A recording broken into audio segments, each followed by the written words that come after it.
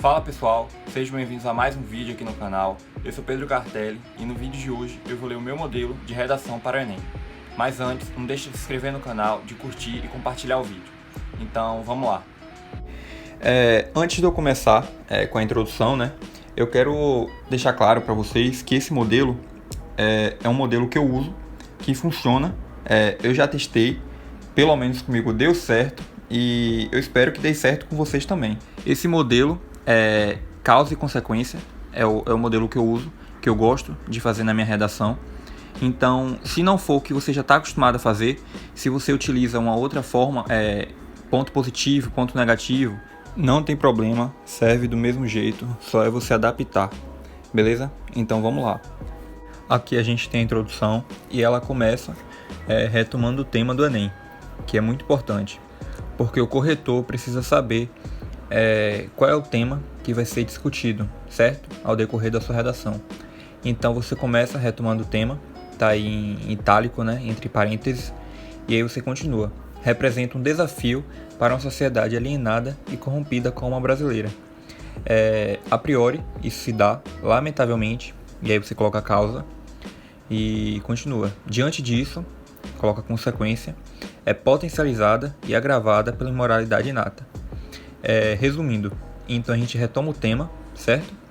E logo em seguida a gente tem a tese, porque é uma sociedade alienada e corrompida. É isso que a gente vai abordar no D1 e no D2. E a gente continua falando, a gente cita a causa, certo? E depois a consequência.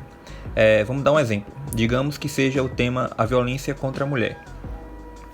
E aí a gente começa. A violência contra a mulher representa um desafio para uma sociedade alienada e corrompida como a brasileira. A priori, isso se dá, lamentavelmente, pela irresponsabilidade estatal.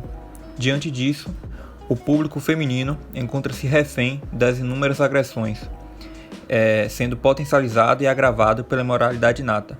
Certo? Deu para entender?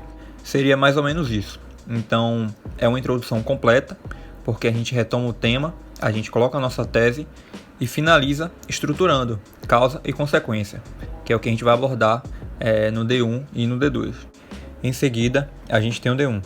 De início, ao analisar o diário Nação Verde e Amarela, entende-se que, nesse momento, você vai colocar a causa que você citou na introdução e vai argumentar. Você vai defender o que você pensa. Você vai colocar seus argumentos e você vai explicar para o corretor, o porquê desse problema acontecer, e dentro disso você vai colocar seus argumentos, as coisas que você acredita, certo?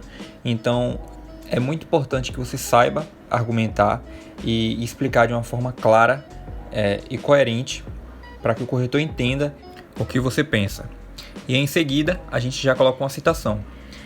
De acordo com o filósofo George Orwell, vive-se uma realidade firmada no senso comum.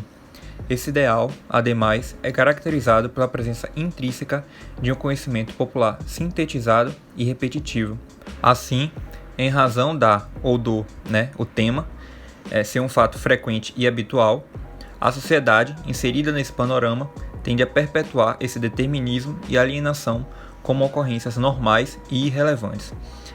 Resumindo, para ficar mais claro para vocês, assim que a gente colocou a nossa causa e argumentou, a gente vai citar esse filósofo. Eu gosto muito de usar ele, porque isso do senso comum se encaixa em qualquer tema, já que pelo fato do problema ser um assunto cotidiano e repetitivo, que é como a gente cita aí, a sociedade já se habituou. E por causa disso, a gente se torna alienado e interpreta essa realidade, esse problema, esse impasse, como algo normal e irrelevante. Então, se você perceber, essa última parte aí da alienação já está linkado com o que a gente citou na introdução, na nossa tese, porque é um desafio para uma sociedade alienada e corrompida. A parte da alienação eu citei no D1 e no D2 eu vou citar essa sociedade corrompida. Então é legal você ver que todos os parágrafos estão linkados, A gente não coloca palavras soltas na redação. E isso é muito importante porque faz a sua nota subir bastante e o corretor entende que você tem um bom domínio de produção textual. Indo para o D2 agora. Por conseguinte, aí você coloca a consequência que você citou na introdução e argumenta, certo? E continua. Nesse sentido, é possível observar tal mazela moral, a partir da literatura de Machado de Assis, aspectos da natureza e ética humana. Para ele, o homem é visto como ser corrompido. A gente já está citando o que a gente colocou na introdução, né? Uma sociedade corrompida, no qual há quase ausência de princípios. De maneira análoga, percebe-se que a fragilidade em adotar medidas que atenuem, e aí a gente coloca o tema, certo? Simboliza exatamente essa ausência de moralidade, já que o indivíduo assume uma postura passiva e ineficaz. Dessa forma, adicionam-se aos fatores supracitados caracteres inatos.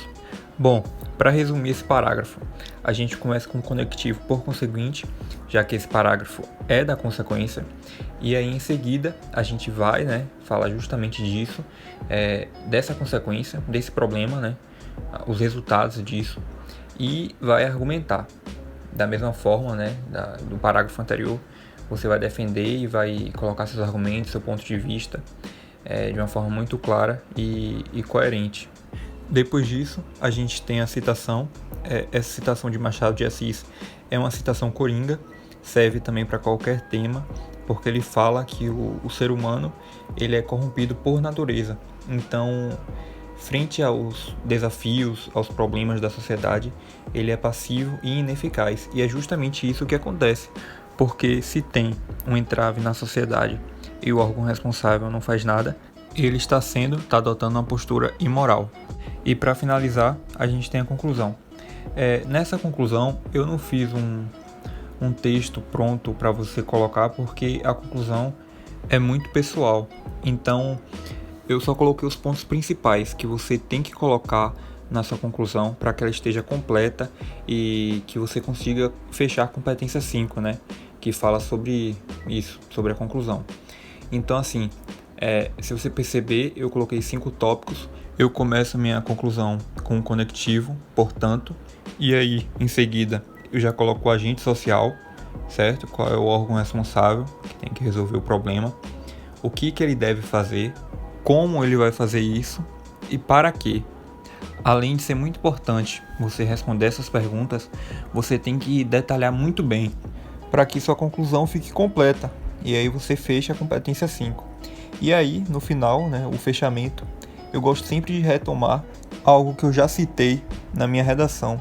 E aí eu finalizo da seguinte forma: com isso, a quebra de paradigmas proposta por Ejon será efetivada e, felizmente, o desafio será resolvido. Esse é o meu modelo de redação nota 1000.